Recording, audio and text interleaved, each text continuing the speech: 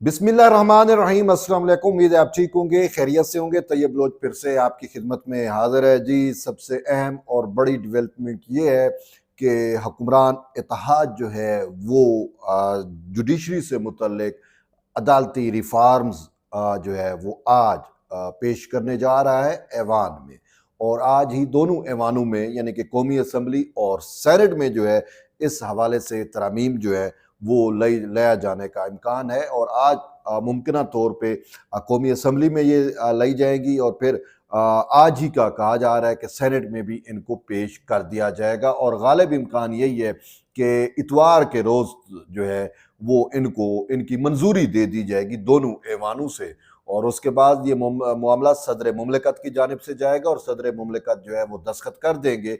तो जिसके बाद ये बाकायदा आइन का हिस्सा हो जाएगा, कानून बन जाएगा। अब मामला है क्या, बेसिकली आपके सामने सारे मसाइल चल रहे हैं क्योंकि सुप्रीम कोर्ट ऑफ पाकिस्तान के मुअज़्ज़ज़ जज साहबान की जानिब से जो है वो सियासत की जा रही थी, जिसको जुडिशल पॉलिटिक्स तो वो कहते हैं, लेकिन जुडिशल पॉलिटिक्स से भी आगे जो है वो आप इसको ओवरऑल पॉलिटिक्स कह सकते हैं। क्योंकि पार्लिमान जो अवाम का एक नुमाइंदा हाउस है, उस के खिलाफ जो है वो सुप्रीम कोर्ट के कुछ जजेस ने ऐसी साजिश की कि पूरे का पूरा ऐवान जो है वो कंप्लीट नहीं है। और इस ऐवान को नामुकम्मल रखने में सुप्रीम कोर्ट के उन 8 जजेस का जो है वो बाकायदा एक किरदार है। और सिर्फ ये नहीं है बल्कि उन्होंने जो उजलत में फैसला दिया, फिर उसके बाद अब तक तकरीबन 60 से ऊपर के दिन गुजर चुके हैं, अभी तक उन्होंने डिटेल जजमेंट भी नहीं दी और ऐवान को भी जो है एक किस्म का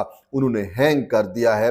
तो ये सारी बातें जो हैं वो सबके सामने चल रही हैं। और फिर इससे भी बढ़ के सबसे अहम चीज़ ये है कि सुप्रीम कोर्ट ऑफ पाकिस्तान हो या इस्लामाबाद हाई कोर्ट हो या लाहौर हाई कोर्ट हो, इन अदालतों के अंदर एक चीज़ बड़ी वाज़े तौर के ऊपर आपने मैंने इन पार्लियामेंटेरियंस ने जो है वो विटनेस की है, वो ये है कि इमरान प्रोजेक्ट के जजेस जो बड़ी तादाद में लगाए गए थे उन्होंने जुडिशियल कू कर दिया, यानी कि अदलिया आज़ादी जो है वो सलब कर ली इमरान प्रोजेक्ट के लिए, इमरान को उसकी सहूलतकारी के लिए। उन्होंने आइन को दाव पे लगा दिया, अपने हलफ को दाव पे लगा दिया और अपने ज़ाब्ता अखलाक को भी दाव पे लगाकर जो है मावरा आइन मफरूजाती इंसाफ देना शुरू कर दिया।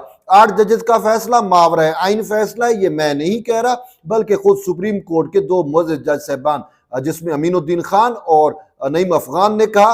और फिर आपने इस्लामाबाद हाई कोर्ट का भी वो मामला देखा कि इमरान खान का मुमकिन मिलिट्री ट्रायल रोकने के लिए जो है वो एक इमरान खान के वकील, तहरीक इंसाफ के वकील भागम भाग हाई कोर्ट जाते हैं और फिर वो दरखास्त जो मफरूज़े की बुनियाद पर रजिस्ट्रार ऑफिस कहते हैं कि ये मफरूज़े की बुनियाद पर दरखास्त दायर हुई है और उन्होंने दरखास्त पर एतराज़ात लगाए। फिर उसके बाद हाई कोर्ट का एक मुअज़्ज़ज़ जज साहब जस्टिस मियां गुल हसन औरंगजेब के पास वो दरखास्त लगती है, तो वो अपने ही रजिस्ट्रार के एतराज़ात को ख़त्म करके एक मफरूजाती दरखास्त जिसमें ना कोई FIR है, जिसमें ना कोई डॉक्यूमेंट है, जिसमें ना कोई दस्तावेज है, और सबसे बड़ी बढ़ के कि वो इस्लामाबाद हाई कोर्ट की जुरिस्डिक्शन में भी मामला नहीं आता, वो पिंडी का मामला है, वो high court Lahore high court की जुरिस्डिक्शन में आता है। लेकिन इस्लामाबाद हाई कोर्ट जो है वो जहाँ पे आज खुद नोटिस ले रही है वहाँ पे अपनी जुरिस्डिक्शन भी इमरान खान के हक में बढ़ा देती है और फिर उस पर जो है हुकूमत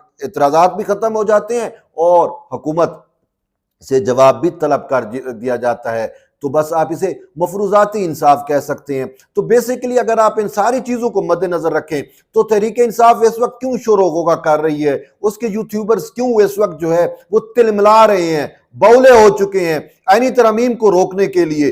कल तो एक मुअज़्ज़ज़ जज साहबान ने अटॉर्नी जनरल से, वो मुअज़्ज़ज़ जज जिसके बारे में वाज़े तौर के ऊपर ये है, बल्कि उसके ऊपर स्टैंप लगी हुई है कि ये इमरान प्रोजेक्ट का और फैज़ नेटवर्क का हिस्सा है, जस्टिस मुनीब अख्तर की मैं बात कर रहा हूँ, उस मुअज़्ज़ज़ जज साहब ने जो है वो जुडिशल कमीशन के इजलास में अटॉर्नी जनरल से जो है उसका तकरार हुआ और कहा कि आप बताएं आईनी तरमीम आ रही है। उसने कहा सर ये सवाल इर्रेलेवेंट है, आप नहीं पूछ सकते आ रही है नहीं आ रही है, हुकूमत क्या सोच रही है मैं नहीं बता सकता। लेकिन उस मुअज़्ज़ज़ जज साहब जो है वो जुडिशल कमीशन का इजलास छोड़ के वॉकआउट करके चले गए।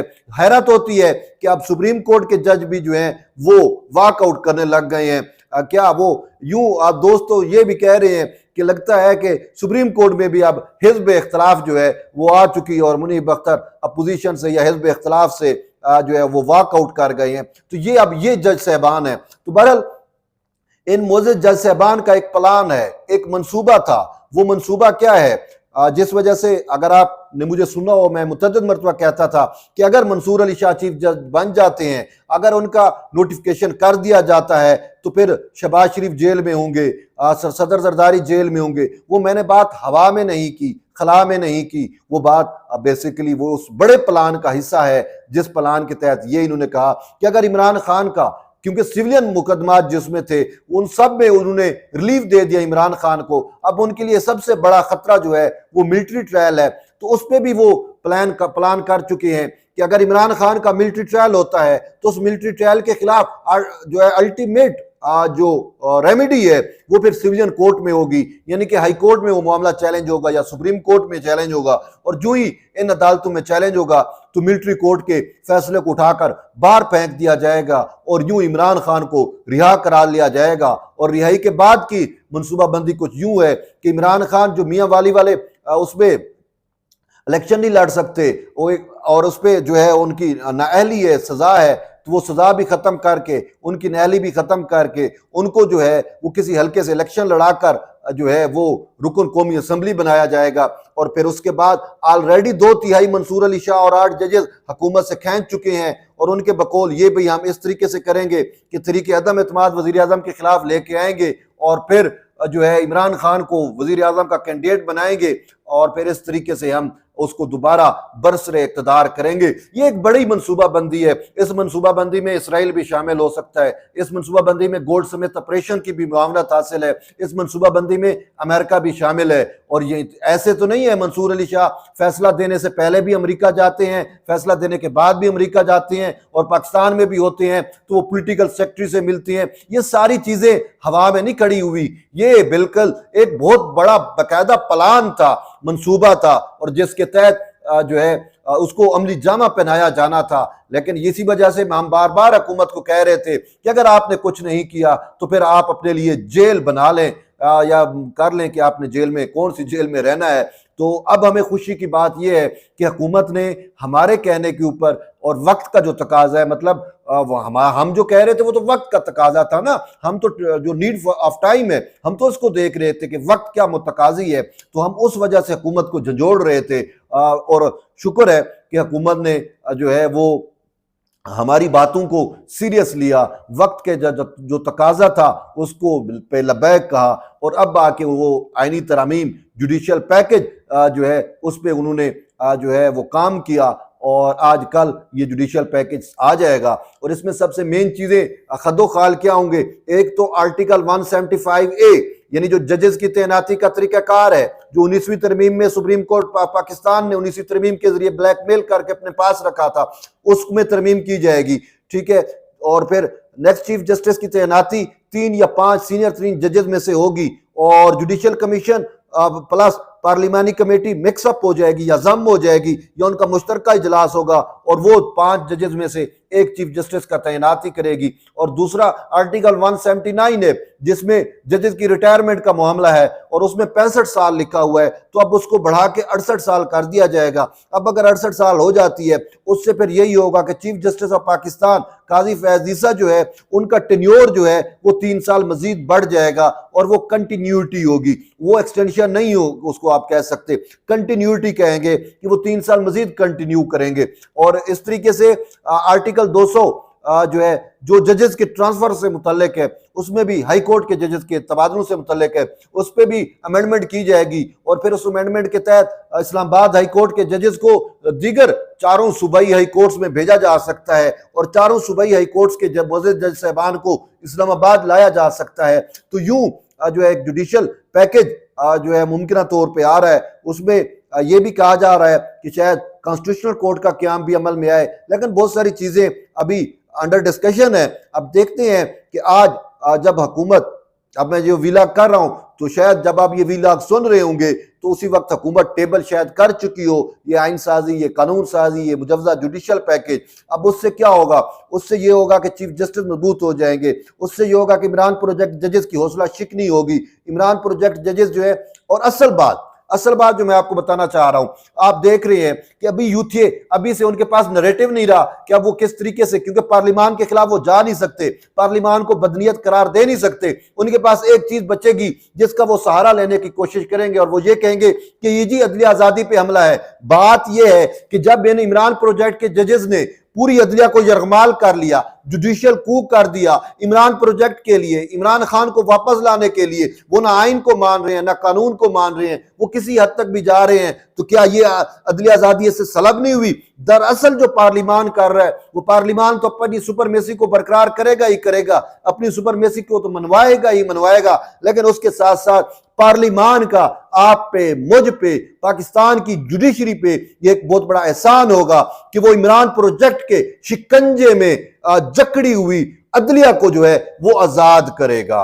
याद होगा आपको जब पीडीएम की हुकूमत थी तो उस टाइम पीडीएम और मौलाना फजल रहमान की क़यादत में रेड जोन में जो है सुप्रीम कोर्ट के सामने एक बहुत बड़ा एहतजाजी धरना था और जिसमें यह लिखा हुआ था कि सासू मां के शिकंजे से हम अदलिया को आजाद कराने आए हैं। तो वो सासू मां वाले तो मामला चले गए, लेकिन अब मंसूर अली शाह, अतर मिनल्ला, मुनीब अख्तर और वही सासू मां की जो बाकियात हैं उन्होंने पूरी अदलिया का गला घोंटा हुआ है।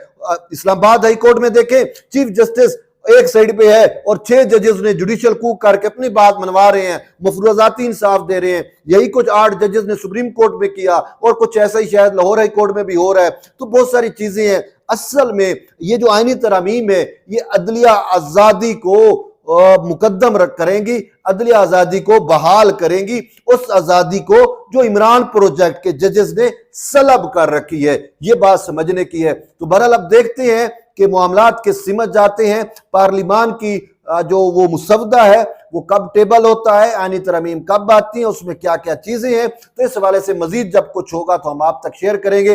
बहरहाल आप दुआ करें कि ये मामलात जो हैं वो पाया तकमील तक पहुंचे, क्योंकि खदशा मौजूद है। इसी वजह से हुकूमत इन चीजों को पब्लिक नहीं कर रही, इस पे सिक्रेसी को बरकरार रखा हुआ है, इसमें राजदारी को बरकरार रखा हुआ है कि कहीं ये ना हो कि जैसे पहले मंसूर अली शाह को पता चला कि हुकूमत जो है वो कोई जुडिशियल पैकेज लेके आना चाह रही है तो उसने हुकूमत से 2/3 भी खींच ली। तो अभी यही खदशात मौजूद हैं, तो इसी वजह से हुकूमत बड़ी राजदारी के साथ इन मामलात को लेके चल रही है। तो बहरहाल आला हुकूमत का हामी व नासिर हो और हम चाहते हैं कि वो ये जुडिशियल पैकेज खैर खैरियत से मंजूर भी करा लें और इन जजेस का मक्खू भी ठपा जाए और अदली आज़ादी भी बहाल हो जाए। तो बहरहाल ये एक अहम डेवलपमेंट थी, मैंने कहा आप तक शेयर करूं। जुड़े रहिए तैयब लोग के साथ, मिलते हैं एक नई वीडियो, तब तक के लिए इजाज़त दें। अल्लाह हाफिज़।